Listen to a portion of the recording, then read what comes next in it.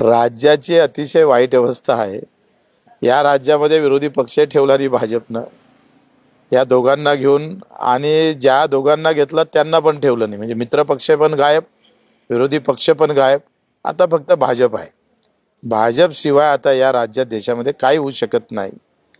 Putin जो आहे त्या पद्धतीनं एकाएकी आणि कुठलाही दुश्मनच इथं ठेवायचा नाही, विरोधक, अशा प्रकारे एकंदरीत चित्र उभं करण्याची स्थिती येईल। भाऊ, ज्याप्रमाणे महाराष्ट्रात उद्धव ठाकरेंचा त्यांनी हे केलेलं, त्याप्रमाणे नितीश कुमारांची पण अवस्था होऊ शकते का बिहार? बिलकुल, ते आता लगेच घोडा मैदान समोरच आहे आणि चित्र स्पष्ट होईल। नितीश कुमार बाहेर पडतील की भाजप त्यांना दूर ठेवेल?